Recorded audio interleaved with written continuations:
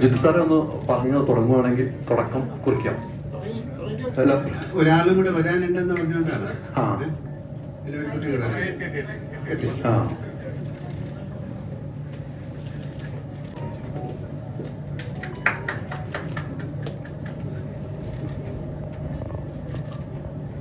ജിത്തുൻ്റെ കയ്യിലാണ് കൊടുക്കേണ്ടത്.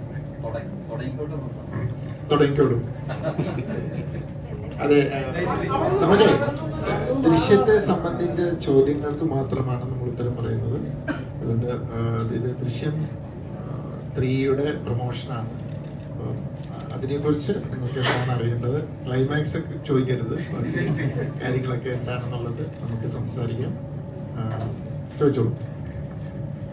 ലോകത്തുള്ള എല്ലാ മലയാളികളും ഏക പ്രതീക്ഷവും കാത്തിരിക്കുന്ന ദൃശ്യം മെയ് 21-ാം തീയതി സ്ക്രീനിൽ തെളിയാണ്. അതിന് ഞങ്ങളുടെ എല്ലാവരുടെയും ഹൃദയം നിറഞ്ഞ ആശംസകൾ ആദ്യം അർപ്പിച്ചു എന്ന് നമ്മൾ തുടങ്ങാം.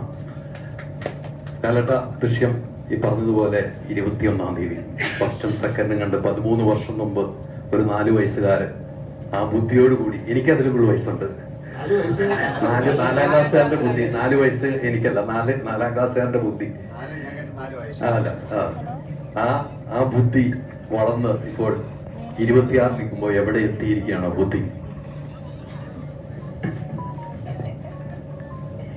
ആ സിനിമ കാണുമ്പോഴില്ല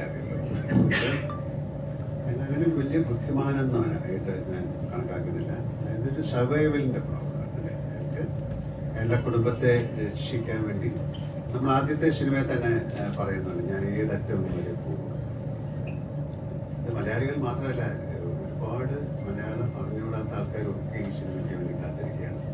നമ്മൾ പല ഭാഗത്തും സഞ്ചരിക്കുമ്പോഴേ, കാര്യം ഇത് ദൃശ്യം ഹിന്ദിയിൽ കണ്ട ആൾക്കാരുണ്ട്, തെലുങ്കിൽ കണ്ട ആൾക്കാരുണ്ട്. അവരൊക്കെ ദൃശ്യം 3 കാണാൻ വേണ്ടി കാത്തിരിക്കുകയാണ്. അവർക്കറിയണം ജോർജ് കുട്ടിക്ക്, അവരുടെ ഫാമിലിക്ക്, അല്ലെങ്കിൽ ഗീതാ പ്രഭാകരന് അവരുടെ ഫാമിലിക്ക് എന്ത് സംഭവിച്ചു, അവർക്ക് നീതി കിട്ടിയോ, അല്ലെങ്കിൽ ആരാണ് ജയിച്ചത്. 4-ാം ക്ലാസ്സുകാരുടെ ബുദ്ധി എന്ന് പറയുന്നത് അതൊരു 1-ലും 2-ലും നിങ്ങൾ കണ്ടു. 3-ൽ എങ്ങനെയാണെന്നുള്ളത് ഇപ്പൊ പറയാൻ പറ്റില്ല. അത് കാര്യം അത് എന്തായാലും അതിനൊരു കൾമിനേഷൻ എന്ന് പറയാം. അതിനൊരു ഉള്ളതുപോലെ ഒരു ഭയത്തോടെ ജീവിക്കുന്ന ഒരാളാണ് ജോർജ്. നമ്മൾ ആ ട്രെയിലറിലൊക്കെ അത് പറയുന്നുണ്ട്, എനിക്ക് ഭയമാണ്, എൻ്റെ പുറകിൽ ഒരുപാട് ആൾക്കാരുണ്ട്.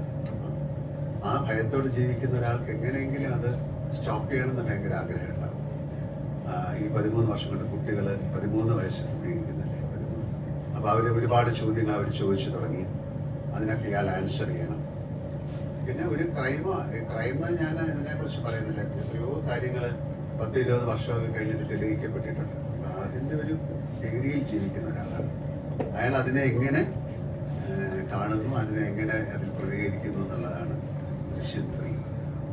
എന്തായാലും അതൊരു മോശം സിനിമയാകാൻ സാധ്യതയില്ല. കാര്യം അങ്ങനത്തെ സിനിമ ഉണ്ടാക്കാൻ പറ്റില്ല. അതുകൊണ്ട് അതിനെ കൂടുതൽ കാര്യങ്ങൾ പറയാനായിട്ട് ജിത്തുവിൻ്റെ കൊടുക്കാം. അഭിനയിച്ചാലല്ലേ അവിടെ പോയിരിക്കണേ. പുള്ളിക്കറിയാൻ ഞാൻ കണ്ടോ ക്ലൈമാക്സ് പുള്ളിയോട് ചോദിച്ചാൽ ഞാൻ അഭിനയിച്ചിട്ടുണ്ട്. ഏറ്റവും പ്രധാനപ്പെട്ട ഒരു കാര്യം പറഞ്ഞു,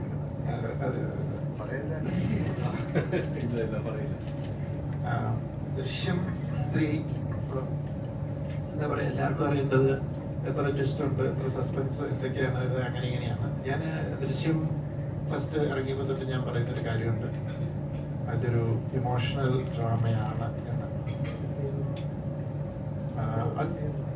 അതിൻ്റെ കാരണം 2 ഫാമിലിയിൽ 2 അമ്മമാരുടെ ഇമോഷൻ, 2 അച്ഛന്മാരുടെ ഇമോഷൻ, പിന്നെ കുട്ടികളുടെ ട്രോമ, ഇമോഷൻ, അതാണ് ശരിക്കും ഈ സിനിമയെ പ്രതിപാദിക്കുന്ന മേജർ വിഷയം. അതിനകത്ത് കുറച്ച് ക്രൈമും കാര്യങ്ങളും വന്നു. സ്വാഭാവികമായിട്ട് ആ ക്രൈമിൽ നിന്ന് രക്ഷപ്പെടാനായിട്ട് ഈ പറയുന്ന പോലെ ജോർജ് കുട്ടിയുടെ ക്യാരക്ടർ നടത്തുന്ന കുറച്ച് ഡെസ്പറേറ്റ് ആയിട്ടുള്ള കുറച്ച് അറ്റംപ്റ്റ്സ് ഉണ്ട്. അത് അതിൻ്റെ കഥാഗതിയിൽ നിങ്ങളെ ചില സ്ഥലങ്ങളിൽ ഭയങ്കരമായിട്ടും സർപ്രൈസ് ചെയ്യിച്ചിട്ടുണ്ട്. അതുപോലെ പോലീസിന്റെ ഭാഗത്തു നിന്നുള്ള ചില കാര്യങ്ങൾ. അപ്പൊ നിങ്ങളത് ആ ട്വിസ്റ്റ് എന്നൊക്കെ പറഞ്ഞത് സിനിമയുടെ ഒരു കോർ എലമെന്റിൽ നിന്ന് പോയ ഒരു ഫീലിംഗ് എനിക്ക് ഭയങ്കരമായിട്ട്.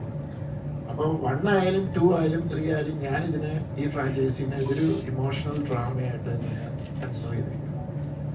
പിന്നെ ഫസ്റ്റിനകത്ത് ഒരു പ്രത്യേക സാഹചര്യത്തിൽ ജോർജ് കുട്ടിക്ക് ഒരു സർവൈവലിന് വേണ്ടിയിട്ട് പെട്ടെന്ന് ചില കാര്യങ്ങൾ ചെയ്യേണ്ടി വന്നു. ഒരു ഇന്റലിജന്റ് ആയിട്ട് കുറച്ച് കാര്യങ്ങൾ ചെയ്തു. സെക്കൻഡ് ആയപ്പോൾ ഓൾമോസ്റ്റ് എല്ലാം സേഫ് ആണെന്ന് കരുതി വെക്കുമ്പോഴും ജോർജ് കുട്ടിയെ സംബന്ധിച്ചിടത്തോളം ജോർജ് കുട്ടി അതൊരു സേഫായിട്ട് ഇനി എടുത്തിട്ടില്ല. ഇപ്പൊ വേണമെങ്കിൽ എന്നിലേക്ക് എത്തും എന്നുള്ള ഒരു മുൻധാരണയോടുകൂടി അദ്ദേഹം ഒരു ഡിഫൻസ് ടാക്ടിക്സ് ക്രിയേറ്റ് ചെയ്യുകയാണ്. അതും കടന്ന് ഓൾമോസ്റ്റ് ഒരു ക്ലോഷർ പോലെയാണ്